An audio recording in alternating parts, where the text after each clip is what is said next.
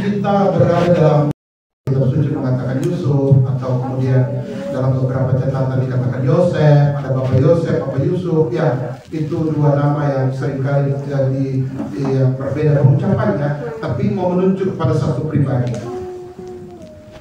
Dan bukan sekedar kita menjadikan orang-orang kudus itu menjadi pelindung dari rukun, tetapi baiknya bahwa semua orang yang berada dalam perlindungan orang-orang kudus dan teristimewa malam ini kita sekalian senantiasa berusaha untuk spirit, semangat, dan teladan dari orang kudus ini. Ada banyak satu-satu, ada Agustinus, ada Sisilia, ada macam-macam. Tapi ketika kita berada bersama sebagai satu rukun, maka kualitas-kualitas atau keutamaan-keutamaan hidup itu lebih menonjol yang berbeda dengan rukun-rukun yang lain. Kita beda dengan misalnya rukun Paulus, rukun Petrus dengan karakter masing-masing. Ada banyak hal yang sama, tapi minimal hari ini saya mengajak kita untuk merenungkan keteladanan dari Santo Yusuf yang kemudian menjadi refleksi bagi kita, apakah kita sudah mencapai itu, tapi juga menjadi pembaharu bagi kita supaya dalam berusaha untuk hidup menggereja kita, tentu dalam relasi dengan Tuhan dan sesama, dalam satu kesatuan gereja Katolik yang kudus itu, kita berusaha untuk menghadirkan itu dalam setiap kehidupan kita, mulai dari pribadi kita, keluarga kita, ketika rukun tampil bersama di paroki atau rukun tampil di mana-mana. Dan keutamaan-keutamaan inilah yang hendak kita renungkan malam ini. Hal pertama yang saya ajak kita, Santo Yosef atau Santo Yusuf itu menunjukkan teladan kepercayaan atau teladan iman. Iman adalah respon atau tanggapan manusia terhadap pewahyuan Allah, pernyataan diri Allah. Allah menyatakan dirinya. Sejak perjanjian lama Allah menyatakan dirinya melalui para bapak-bapak bangsa, Abraham dan sebagainya, Musa, para nabi, para hakim-hakim. Dan itu Allah ingin menyatakan supaya manusia bisa mengalami atau bisa merasakan kehadiran Tuhan itu sendiri. Dan pernyataan puncak pewahyuan dari Allah itu sendiri itu nyata dalam diri Yesus yang kemudian membuka era baru sebagai perjanjian baru itu sendiri. Santo Yusuf yang hidup ya dalam era di mana Yesus hadir, itu Yesus hidup, sang penyelamat Mesias itu hadir. Dia mewarisi sebuah tidak hanya garis keturunan, yang garis keturunan Yakub, garis keturunan Daud dikatakan dalam bacaan kedua, tapi juga menunjukkan garis keturunan orang-orang penting, orang-orang besar yang percaya sungguh kepada Tuhan. Dan keteladanan kepercayaan itu ditunjukkan oleh Santo Yusuf. Itu menggambarkan keteladanan dari Bapak Abraham yang kita dengarkan pada bacaan pertama, dan juga keteladanan keberimanan kepada Tuhan yang ditunjukkan juga oleh Nabi Daud dan lain sebagainya. Tentang kepercayaan ini, maka Santo Yusuf mengajar kita untuk senantiasa berserah dan berharap kepada Tuhan. Saya ingat kata-kata Latin, in te domine speravi, hanya pada Tuhan aku berharap. Bacaan kedua menggambarkan bagaimana Bapak Abraham yang dipanggil Tuhan itu menunjukkan sebuah pengharapan yang total kepada Tuhan. Janji Tuhan, janji Allah kepada Abraham itu pertama, keturunan yang banyak seperti bintang di langit dan juga pasir di laut. Lalu Bapak Abraham, keturunan Bapak Abraham itu menjadi keturunan yang terberkati. Dan yang ketiga adalah dia akan memberikan tanah terjanji. Abraham ya, secara kemampuan atau apa yang dia miliki itu ada. Ya, ketika dia punya tanah banyak, dia punya ternak banyak dan lain sebagainya. Tapi ketika Allah memanggil dia ya untuk meninggalkan daerah asalnya menuju tempat di mana dia tidak tahu kemana, tapi itu menjadi janji Tuhan. Maka yang dibuat oleh Bapak Abraham adalah percaya sungguh kepada Tuhan, menaruh harapan kepada Tuhan. Apa yang Tuhan janjikan, dia percaya sungguh-sungguh bahwa itu akan terjadi dalam kehidupannya. Dan di tengah tantangan, kesulitan, jatuh dan bangun, Bapak Abraham menunjukkan kepercayaan yang teguh ini bahwa dia berharap senantiasa kepada Tuhan. Warisan iman ini kemudian dia diwariskan kepada Santo Yosef, Dan Santo Yosef kemudian mewariskan kepada kita untuk mengingatkan tentang kepercayaan. Dalam relasi dengan Tuhan, mungkin baiknya kita perlu menaruh seluruh hidup kita, menaruh harapan kita kepada Tuhan. Dalam kata-kata Bunda Maria, fiat voluntas Tuhan, jadilah padaku menurut perkataanmu. Dalam tahun jubileum, ya, tahun Yobel di 2025 ini, Gereja Semesta, Gereja Katolik wajib kita untuk merenungkan tema pesiar harapan. Dalam kehidupan ini kita tidak akan, ya, ketika kita menaruh harapan pada Tuhan, maka tidak akan sia-sia harapan kita itu. Kita boleh, ya, karena itu kita diajak untuk dalam kepercayaan kita kepada Tuhan itu tidak sekedar harus menaruh kepercayaan kepada dunia ini. Ketika kita menaruh kepercayaan lebih kepada harta kekayaan, suatu waktu kita akan kecewa. Ketika kita menaruh kepercayaan lebih pada manusia, maka kita suatu waktu akan kecewa. Ketika kita menaruh harapan kepada kekuatan, kedudukan, atau kemampuan, posisi kita, atau apa yang terbaik dalam hidup kita, suatu waktu kita akan kecewa. Tapi ketika kita menaruh harapan sesungguhnya kepada Tuhan, maka Tuhan tidak akan pernah mengecewakan kita. Ketika Dia berjanji kepada Abraham, Dia wujudkan janji itu. Dan ketika melalui Nabi Samuel kepada Nathan mengatakan kepada Daud bacaan pertama bahwa keturunannya akan dibangkitkan, akan dijaga, dikokohkan keturunan Daud, maka janji itu terjadi sampai akhirnya Yusuf yang bagian dari keturunan Daud itu sungguh dikokohkan oleh Allah. Jadi janji Tuhan kepada kita tidak akan pernah terbatalkan dengan urusan duniawi atau apa saja.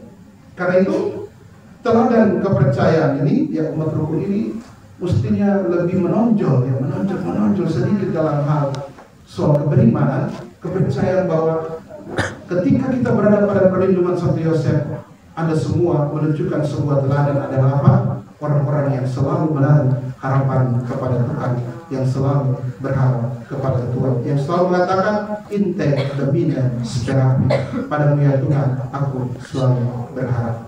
Dan cara berharap itu adalah lewat doa.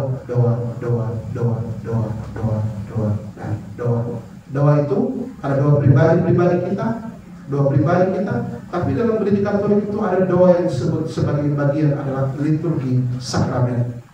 Doa-doa pribadi kita itu semacam satu sisi monolog. Doa rosario, doa novena, doa-doa apa saja, itu sebuah gerakan kita pribadi kepada Tuhan. Tapi ketika kita berbicara tentang sakramen bukan sakramen, ya. Sakramen itu berarti tanda, simbol kehadiran Tuhan yang menyatakan cintanya yang luar biasa kepada kita dan mau menyelamatkan kita. Sehingga dalam sakramen itu bukan sekedar ada unsur monolog satu arah, tetapi di situ ada unsur dialog antara manusia dan Allah. Dalam bahasa liturgi disebut anabatis, katabatis. Anabatis itu adalah diri kita bawa apa adanya kepada Tuhan dengan segala kesulitan pergumulan kita untuk berjumpa dengan Tuhan. Tapi pada saat itu adalah katabatis, di mana Allah menunjukkan dirinya secara nyata hadir di hadapan kita. Maka dalam doa-doa kita, terlebih dalam sakramen-sakramen itu, terjadi persatuan antara kita manusia yang rapuh dengan Allah yang kudus, maka terjadilah keselamatan. Ketika sakramen baptis, kita yang rapuh dan lemah datang berjumpa dengan Allah, maka terjadi keselamatan.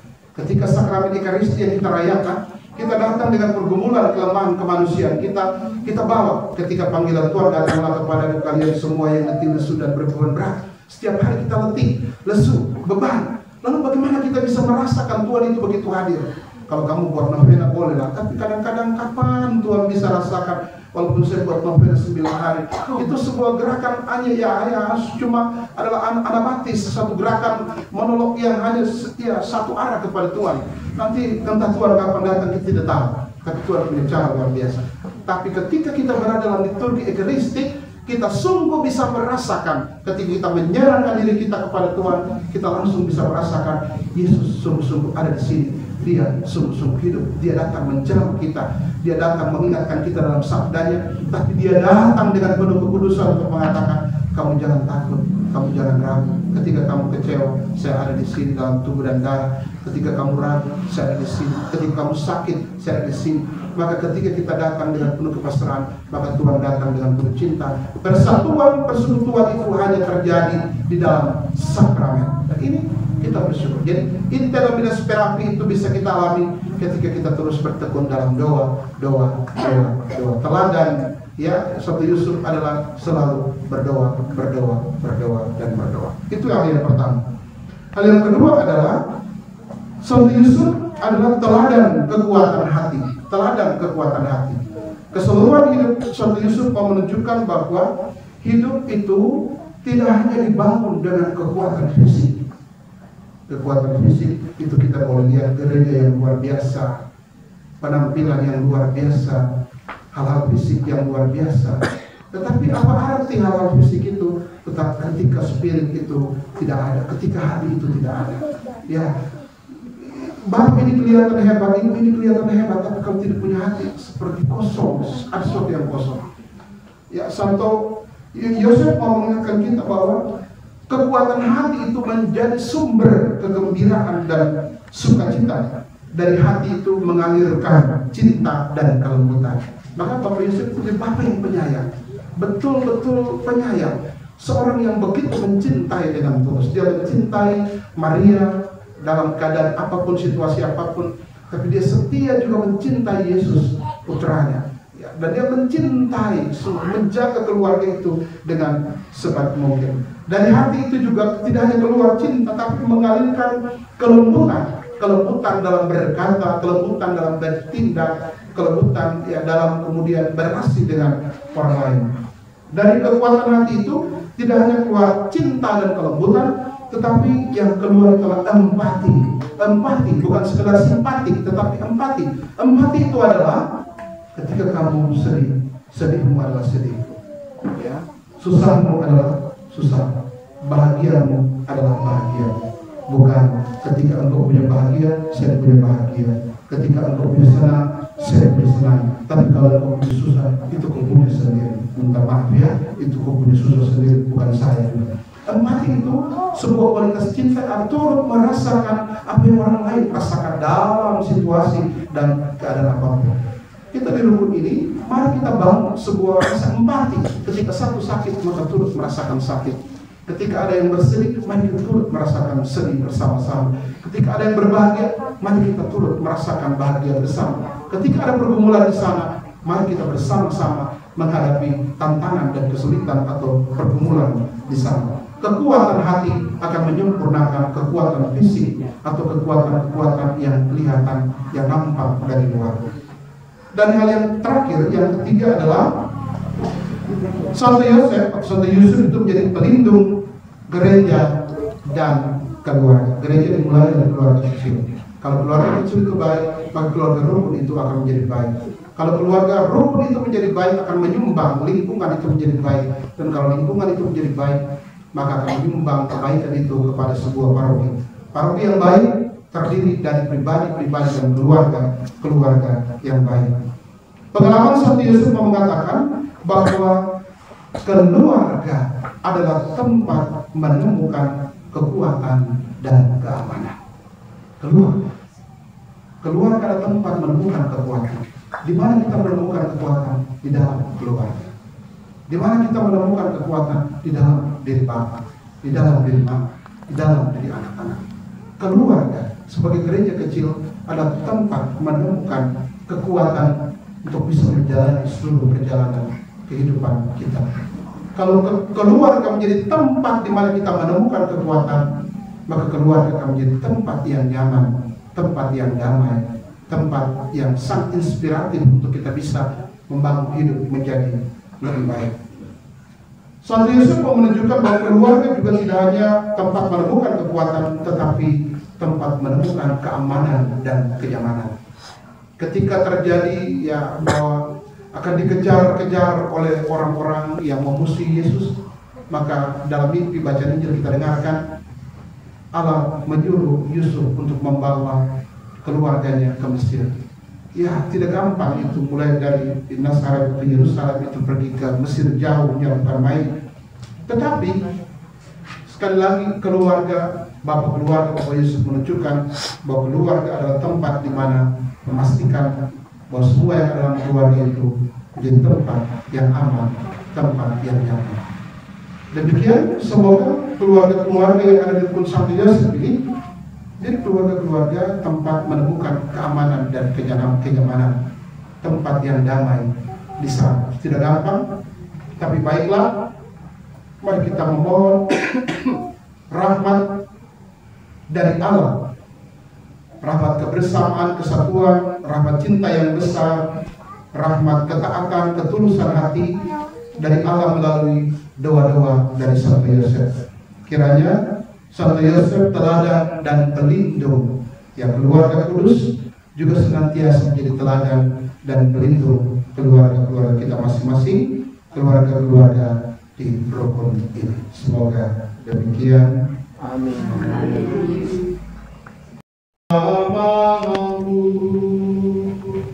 Dan bersama rohmu, marilah mengarahkan hati kepada Tuhan. Sudah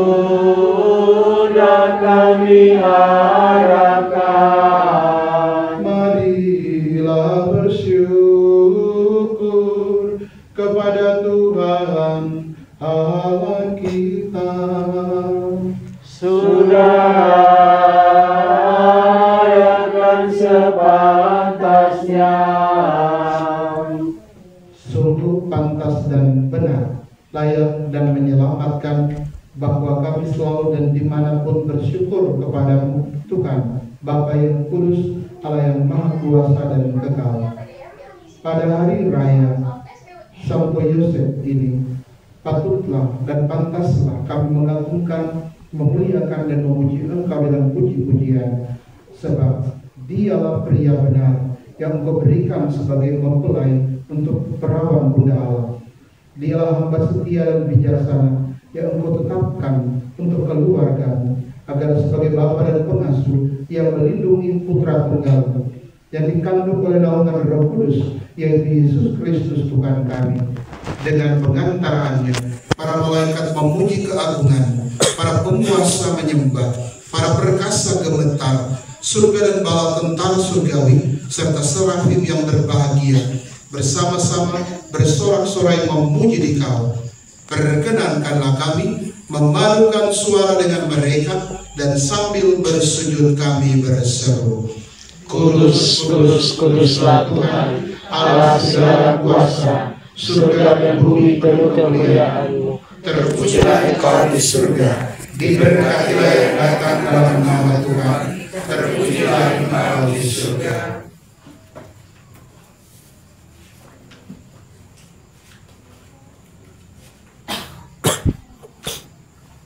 Sungguh kuduslah Engkau Tuhan, sumber segala kekudusan.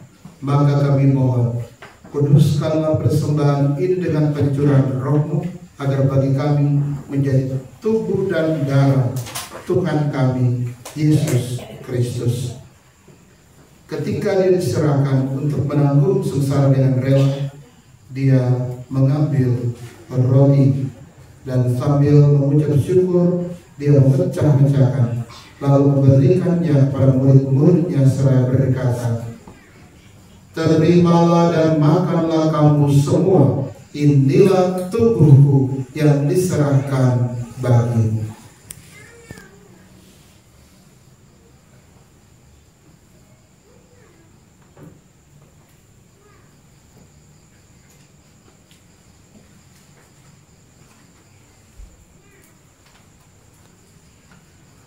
Demikian pula sesudah perjamuan Dia mengambil piala. Sekali lagi Dia mengucap syukur kepadamu, memberikannya kepada murid-muridnya seraya berkata, "Terimalah dan minumlah kamu semua, inilah piala darahku, darah perjanjian baru dan kekal, yang ditumpahkan bagimu dan bagi semua orang demi pengampunan dosa. Lakukanlah ini sebagai kenangan akan Aku."